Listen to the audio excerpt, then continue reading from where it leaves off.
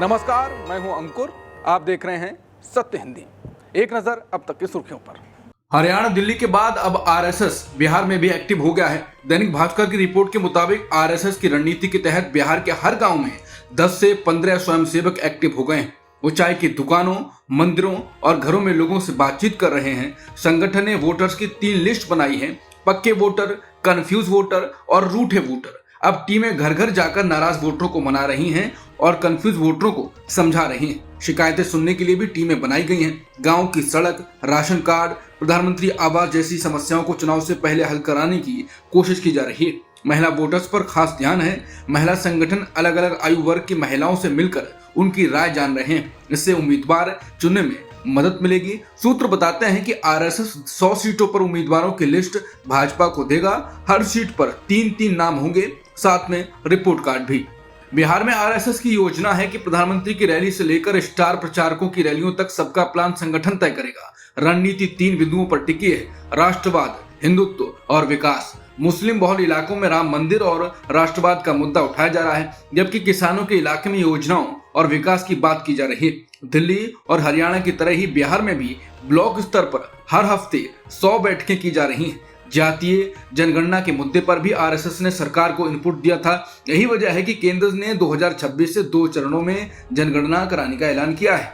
कांग्रेस की केरल यूनिट के एक ट्वीट ने शुक्रवार को बड़ा राजनीतिक विवाद खड़ा कर दिया। इस ट्वीट में बिहार की तुलना बीडी से की गई थी। ट्वीट में लिखा गया था कि बीडी और बिहार दोनों बी से शुरू होते हैं, अब इन्हें पाप नहीं माना जाएगा। ये ट्वीट हालिया जीएसटी रिफॉर्म्स को लेकर बीजेपी पर तंज कसने के लिए किया गया था। बाद में कांग्रेस ने ये पोस्ट हटा दिया, लेकिन इस बयान पर बीजेपी और उसकी सहयोगी जेडीयू ने कांग्रेस पर बिहार का अपमान करने का आरोप लगाया। बिहार के डिप्टी सीएम सम्राट चौधरी ने कहा, पहले मोदी जी की मां का अपमान और अब पूरे बिहार का, यही कांग्रेस का असली चेहरा है। बीजेपी प्रवक्ता शहजाद पूनावाला ने कहा, कांग्रेस हदें पार कर चुकी है। क्या तेजस्वी यादव भी इस बयान से सहमत हैं? जेडीयू नेता संजय कुमार झा ने इसे बेहद शर्मनाक बताया और तंज कसते हुए कहा, बी का मतलब बीड़ी ही नहीं, बुद्धि भी है जो कांग्रेस के पास नहीं है। राहुल गांधी और तेजस्वी यादव की वोटर अधिकार यात्रा के 3 दिन बाद बीजेपी के सहयोगी और राष्ट्रीय लोक मोर्चा के प्रमुख उपेंद्र कुशवाहा ने कहा है कि बिहार में चल रहे स्पेशल इंटेंसिव रिवीजन के लिए चुनाव आयोग को ज्यादा समय देना चाहिए था। उपेंद्र कुशवाहा ने कहा कि जमीन पर एसआईआर कोई बड़ा मुद्दा नहीं था, लेकिन लोगों को असुविधा हुई, इसलिए आयोग को और समय देना चाहिए था। उन्होंने ये भी माना कि वोटर अधिकार यात्रा कांग्रेस के लिए फायदेमंद साबित हो सकती है। उन्होंने कहा कि वोटर अधिकार यात्रा का आम जनता पर ज्यादा असर नहीं पड़ा, लेकिन राहुल गांधी को फायदा हो सकता है, क्योंकि उन्हें लंबे समय बाद बिहार में अच्छी पहचान और विजिबिलिटी मिली।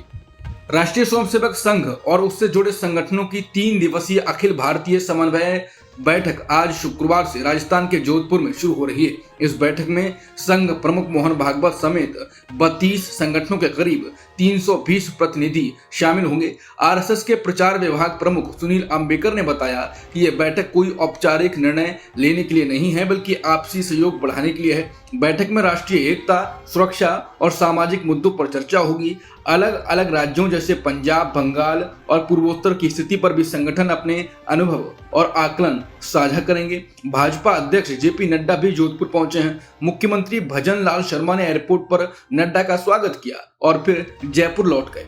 संघ प्रमुख मोहन भागवत सोमवार को ही जोधपुर पहुंच गए थे। सोलापुर जिले में अवैध मिट्टी यानी मुर्रम खुदाई पर कार्रवाई रोकने को लेकर डिप्टी सीएम अजीत पवार का नाम सामने आने के बाद विवाद खड़ा हो गया है। एक वीडियो वायरल हुआ है जिसमें अजीत पवार करमाला की डीएसपी अंजना कृष्णा से फोन और फिर वीडियो कॉल पर बात करते दिखाई दे रहे हैं। वीडियो में पवार को अफसर से कहते हुए सुना गया कि कार्रवाई रोक दी जाए। हालांकि एनसीपी ने आरोपों को नकारा है। वीडियो में दिख रहा है कि कृष्णा कॉल रिसीव करते हैं। उन्होंने पूछने की कोशिश की कि वो किससे बात कर रही हैं, जिस पर कॉल पर मौजूद व्यक्ति ने कहा, मैं डिप्टी सीएम अजीत पवार हूं, क्या तुम मुझे पहचानती नहीं? मुझे अपना नंबर दो, मैं तुम्हें वीडियो कॉल करता हूं, मेरी आवाज नहीं पहचान रही हो। एनसीपी प्रदेश अध्यक्ष सुनील तटकरे ने कहा कि अजीत दादा ने पार्टी कार्यकर्ताओं को शांत करने के लिए अफसर को फटकारा होगा, लेकिन उनका मकसद अवैध खुदाई को बढ़ावा देना नहीं था।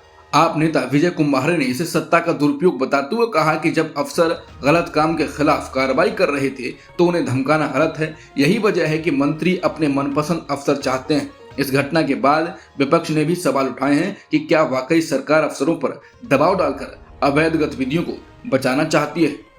सिंगर और एक्टर दिलजीत दोसांझ ने सोशल मीडिया प्लेटफॉर्म इंस्टाग्राम पर एक वीडियो शेयर किया जिसमें वो बाढ़ के कारण बने पंजाब के हालात पर भावुक नजर आ रहे हैं। दरअसल लगातार हो रही बारिश और बाढ़ की वजह से पंजाब के कई इलाके जलमग्न हैं। इस दौरान कई लोगों की जान भी गई है। इसी पर दिलजीत दोसांझ ने वीडियो में कहा, आज की बात मैं हिंदी में करूंगा ताकि बात सब तक पहुंच जाए।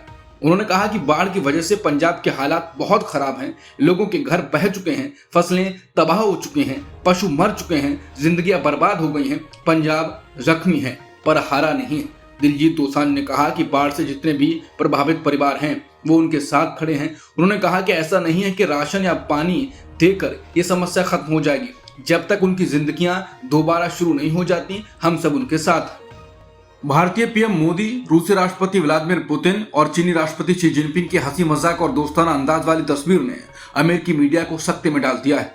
ये तस्वीर तियानजिन में आयोजित एससीओ शिखर सम्मेलन की है। अमेरिकी न्यूज चैनल CNN पर एक राजनीतिक विश्लेषक ने इसे हर अमेरिकी के लिए सिहरन पैदा करने वाला क्षण बताया है।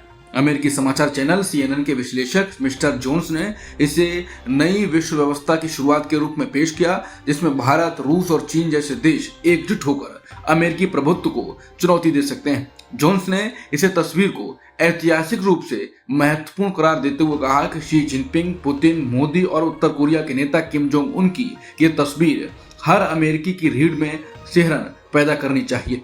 फॉक्स न्यूज ने इस तस्वीर को अमेरिकी प्रदेश नीति की विफलता का प्रतीक बताया और कहा कि अमेरिका की कठोर नीतियों ने इन देशों को एक साथ ला दिया है। न्यूयॉर्क टाइम्स ने कहा कि मोदी ने यह दिखाना चाहा कि अगर ट्रंप प्रशासन टैरिफ के जरिए नई दिल्ली को अलग थलग करना जारी रखता है तो भारत के अन्य महत्वपूर्ण मित्र भी हैं जिनमें चीन भी शामिल है, भले ही सीमा विवाद अभी सुलझा ना हो। केंद्रीय मंत्री पीयूष गोयल ने गुरुवार को कहा कि अमेरिका के साथ चल रही व्यापार वार्ताओं को लेकर घबराने की कोई जरूरत नहीं है। उन्होंने कहा कि भारत और अमेरिका के बीच बहुत अच्छे संबंध बने हुए हैं और भरोसा जताया कि दोनों देश आपसी मुद्दों को सुलझाकर एक न्यायपूर्ण और संतुलित समझौते पर पहुंच जाएंगे। गोयल का यह बयान उस समय आया है जब अमेरिकी राष्ट्रपति ट्रंप ने भारत के आयात पर 25% टैरिफ लगा दिया है। इससे भारतीय सामानों पर कुल 50% तक टैरिफ हो गया है। ये कदम भारत के रूस से तेल व्यापार की वजह से उठाया गया है। पीयूष गोयल ने कहा कि व्यापार वार्ताओं के लिए कोई तय समय सीमा नहीं होती, ये धैर्य से करनी होती है। उन्होंने कहा कि हमें भविष्य की ओर देखना चाहिए और सोचना चाहिए कि हमें क्या चाहिए। समय बताएगा कि समाधान जल्दी निकलता है या लंबा खिंचता है। टैरिफ को लेकर भारत पर सख्ती के बीच अमेरिकी राष्ट्रपति ट्रंप ने गुरुवार को नए अमेरिका जापान व्यापार समझौते को लागू करने वाले एक कार्यकारी आदेश पर हस्ताक्षर किए। उन्होंने इसे अमेरिका जापान व्यापार संबंधों के एक नए युग की शुरुआत बताया। वहीं अमेरिका ने भारत पर कुल 50% टैरिफ लगाया हुआ है। अमेरिका की तरफ से कहा गया है कि ये एक ऐतिहासिक समझौता है जो जापानी ऑटोमोबाइल पर टैरिफ को घटाकर 15% कर देता है और टोक्यो से $550 बिलियन के निवेश का वादा करता है। व्हाइट हाउस ने एक्स पर जारी एक बयान में इस कदम की पुष्टि की। इस समझौते के तहत अमेरिका आने वाले लगभग सभी जापानी आयातों पर 15% का आधारभूत शुल्क लगेगा। ऑटोमोबाइल के लिए यह दर 27.5% से घटकर 15% हो जाएगी, जो जापानी वाहन निर्माताओं के लिए एक महत्वपूर्ण जीत है। पूर्व अमेरिकी राष्ट्रीय सुरक्षा सलाहकार जॉन बोल्टन ने कहा है कि राष्ट्रपति ट्रंप और प्रधानमंत्री मोदी के बीच पहले जैसा व्यक्तिगत रिश्ता अब नहीं है। उन्होंने ट्रंप पर आरोप लगाया कि उनके कार्यकाल में भारत अमेरिका के संबंधों को दशकों पीछे धकेल दिया गया। बोल्टन ने ब्रिटिश मीडिया पोर्टल LBC को इंटरव्यू में कहा कि ट्रंप का मोदी के साथ व्यक्तिगत संबंध बहुत अच्छे थे, लेकिन अब वो खत्म हो गए। इस सब के लिए एक सबक है। जब उनसे पूछा गया कि SCO शिखर सम्मेलन में मोदी रूस और चीन के नेताओं के साथ खड़े हैं तो उन्होंने कहा यह पूरी तरह ट्रंप की नीतियों का नतीजा है। पिछले कुछ महीनों में ट्रंप ने भारत के कई मामलों में ऐसी नीतियां अपनाई जिससे भारत का रूस के साथ शीत युद्ध से अलग होने का प्रगति रुक गई। यूरोपीय संघ यानी EU ने कहा है कि भारत की महत्वपूर्ण भूमिका है रूस को उसकी आक्रामक युद्ध समाप्त कराने में। यह बयान EU की अध्यक्ष उर्सुला वॉन डेर लाइन ने प्रधानमंत्री मोदी से वार्ता के बाद ट्वीट में दिया। उन्होंने कहा कि ईयू प्रधानमंत्री मोदी के यूक्रेन के राष्ट्रपति वोलोदिमीर जेलेंस्की से लगातार संवाद का स्वागत करता है। ईयू ने भारत से अनुरोध किया है कि वो रूस पर दबाव डालकर यूक्रेन युद्ध को समाप्त कराने में मदद करे। पीएम मोदी ने भी वार्ता में इस संघर्ष को जल्द खत्म करने के प्रयासों पर विचार साझा किया। रक्षा मंत्रालय ने इमरजेंसी रूट से हथियारों और गोला बारूद की खरीद को लेकर बड़ा फैसला किया है। अब इस रूट से की गई हर खरीदारी 1 साल के भीतर डिलीवरी होनी जरूरी होगी। अगर तय समय में डिलीवरी नहीं हुई तो कॉन्ट्रैक्ट रद्द कर दिया जाएगा। यह कदम इसलिए उठाया गया है क्योंकि पहले कई बार इमरजेंसी खरीद समय पर नहीं पहुंची, खासकर लद्दाख में भारत चीन सैन्य तनाव के दौरान। इसका असर सेना की तैयारी पर पड़ा। अब इमरजेंसी रूट से केवल वही हथियार और उपकरण खरीदे जाएंगे जो बाजार में तुरंत उपलब्ध हों। सरकार ने ऑपरेशन सिंदूर के बाद तीनों सेनाओं को इमरजेंसी पावर दी थी ताकि वो अपने बजट का 15% इस्तेमाल करके तुरंत जरूरी हथियार और गोला बारूद खरीद सकें। भारत में बच्चों के जन्म की दर यानी क्रूड बर्थ रेट यानी CBR और कुल प्रजनन दर यानी TFR में गिरावट देखने को मिली है। CBR 2022 के 19.1 से घटकर 2023 में 18.4 हो गया है। वहीं TFR 2 साल स्थिर रहने के बाद पहली बार गिरकर 1.9 हो गया है। यानी अब हर महिला औसतन 1.9 बच्चे ही जन्म दे रही है। इस हफ्ते भारत के रजिस्ट्रार जनरल कार्यालय ने एक रिपोर्ट जारी की। इसमें सामने आया कि सबसे ज्यादा जन्म दर यानी CBR बिहार में थी 25.8 और सबसे कम जन्म दर तमिलनाडु में थी 12। बड़े राज्यों और केंद्र शासित प्रदेशों में सबसे ज्यादा TFR यानी हर महिला औसतन कितने बच्चे पैदा करती है, ये बिहार में 2.8 रहा, जबकि सबसे कम TFR दिल्ली में 1.2 रही। साधारण भाषा में बिहार में महिलाएं औसतन ज्यादा बच्चे पैदा कर रही हैं, जबकि तमिलनाडु और दिल्ली में कम। इसके अलावा ये भी दिखा कि उत्तर भारत में जन्म दर ज्यादा है, जबकि दक्षिण और कुछ अन्य राज्य में जन्म दर कम हो रही है। जैसे बिहार में 2.8, उत्तर प्रदेश में 2.6, मध्य प्रदेश में 2.4, राजस्थान में 2.3, छत्तीसगढ़ में 2.2। इसका मतलब है कि इन राज्यों में महिलाएं औसतन 2 से ज्यादा बच्चे पैदा कर रही हैं। वहीं दक्षिण और कुछ अन्य राज्यों में देखें तो दिल्ली में 1.2, पश्चिम बंगाल में 1.3, तमिलनाडु में 1.3, महाराष्ट्र में 1.4 है। तेलंगाना, आंध्र प्रदेश, केरल, कर्नाटक, जम्मू कश्मीर और पंजाब में औसत 1.5 का है। इसका मतलब है कि इन राज्यों में महिलाएं औसतन 2 से कम बच्चे पैदा कर रही हैं।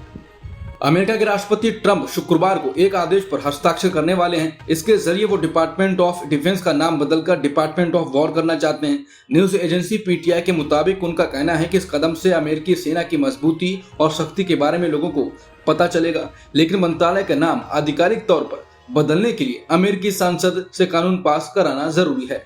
नेपाल की सरकार ने गुरुवार 4 सितंबर को 26 सोशल मीडिया प्लेटफॉर्म्स को बैन करने का बड़ा कदम उठाया।